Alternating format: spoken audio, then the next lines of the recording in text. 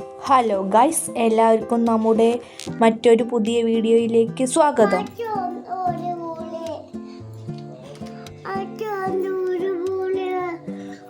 ഇന്ന് രാത്രിയാകുമ്പോഴേക്ക് ചെറുപയർ കഞ്ഞി വെക്കാമെന്നാണ് കരുതിയത്. അതിൻ്റെ ഒപ്പം ചെറിയൊരു ചമ്മന്തി അരച്ചാൽ മതിയല്ലോ, അപ്പോൾ വേഗം പണിയൊക്കെ ഒരുങ്ങി.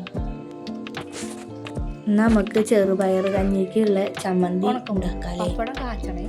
ഈ ഉണ്ടാക്കാൻ വേണ്ടിയിട്ട് പുളി എടുത്താൽ ഓൾക്ക് പുളി വേണമെന്ന് പറഞ്ഞിട്ട് ഭയങ്കര വാശി.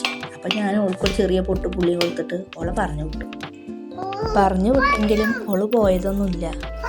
അത് ഉണ്ടാക്കി കഴിഞ്ഞവർ ഓരോന്ന് പറഞ്ഞതിൻ്റെ പിന്നാലെ തന്നെ ഉണ്ടാകും. തേങ്ങ പൊളിച്ചിട്ട് തേങ്ങ പൂണ്ടെടുക്കുക. ചിരകാനുള്ള മടിയും കൊണ്ട് പൂണ്ടെടുക്കുകയാണ് ചെയ്തത്. പൂണ്ട് കഴിഞ്ഞപ്പോൾ ഓൾക്ക് തേങ്ങയും വേണം. ഇതേപോലത്തെ ഒരു കാലം എനിക്കുണ്ടായിരുന്നു. അമ്മയൊക്കെ തേങ്ങയൊക്കെ ചിരങ്ങുമ്പോൾ അതിൻ്റെ പിന്നാലെ നടന്ന് തേങ്ങ എടുത്ത് തിങ്ങിയ, എന്നിട്ട് കുറേ ചീത്തൊക്കെ കേൾക്കും. എന്നാലും തേങ്ങ എടുത്ത് തിങ്ങിയായിരുന്നു. വീഡിയോ എടുത്ത് തരുന്നത് നിമിഷയാണ്. നിമിഷ ആരാന്ന് വെച്ചാൽ എൻ്റെ ഹസ്ബൻഡിൻ്റെ അനിയൻ്റെ ഭാര്യയാണ്.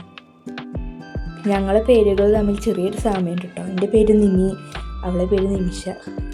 തൽക്കാലം അതൊക്കെ പാടെ നിൽക്കട്ടെ. നമുക്ക് ഗ്യാസ് കത്തിച്ച് ചട്ടി വെച്ച് ആദ്യം കുറച്ച് എണ്ണ ഒഴിച്ചിട്ട് പിന്നെ കുറച്ച് വരട്ടൽ മുളകും ഉള്ളിയും വേപ്പിൻ്റെ ഇലയും പുളിയും ഇട്ടിട്ട് വഴറ്റിയെടുക്കാം.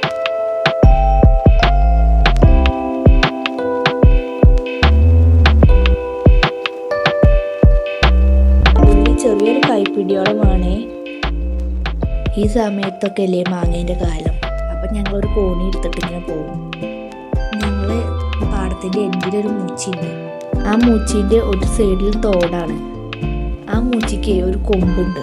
ഞങ്ങൾ 6 ആൾ നിരന്ന് വീണാൽ പിന്നെ ബാക്കി അത്രയും വലിയൊരു കൊമ്പാണ്. ആ മറ്റേ പാടം നീണ്ട് കിടക്കണങ്ങനെ അതുമ്മ കയറി നേരെ കാണാം. അപ്പം ഞങ്ങൾ അതുമ്മ കോണി വെച്ച് കയറി അതുമ്മ കയറി ഇരുന്നിട്ട് ഉപ്പും മുളകും മാങ്ങയൊക്കെ കൂട്ടി ഇങ്ങനെ തിന്നും. ആ പാടത്തേക്ക് ഇങ്ങനെ നോക്കിയിട്ട് നല്ല രസമാണ് കാണാൻ. നീണ്ട് കിടക്കണ ചില സമയത്ത് നെല്ലാവും. ഇപ്പൊക്കെ കഴുങ്ങാക്കിയിരുന്നു. പിന്നെ പോരാത്തതിന് ഒരു പ്രാവശ്യം ഇടിമിന്നൽ ഉണ്ടായപ്പോൾ ആ മരത്തിൻ്റെ ആ കൊമ്പിനാണ് ഇടിമിന്നൽ കൊണ്ടത്. അതുകൊണ്ട് ആ മരം ഉണങ്ങിപ്പോയി. മരം മൊത്തം ഉണങ്ങിയിട്ടില്ല, ഒരു കൊമ്പ് ഉണങ്ങിപ്പോയി. എന്ത് ചെയ്യാനാ, അതൊക്കെ ഇപ്പോൾ ഒരു ഓർമ്മയായി മാറി.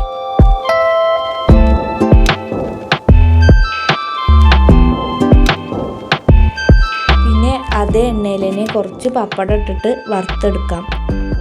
ചെറിയ പീസാക്കിയിട്ട് വറുക്കണതാണ് ഒന്നും കൂടി എളുപ്പം. എന്നാൽ വേഗം ആയി കിട്ടും.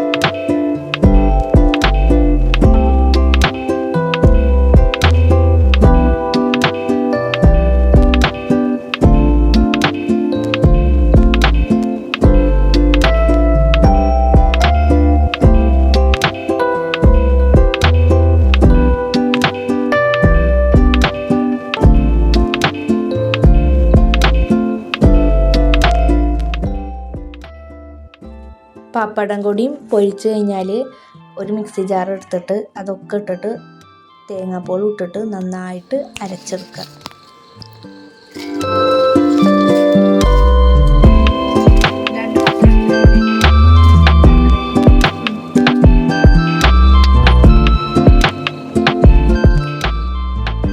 സ്വാദിഷ്ടമായ പപ്പട ചമ്മന്തി റെഡി.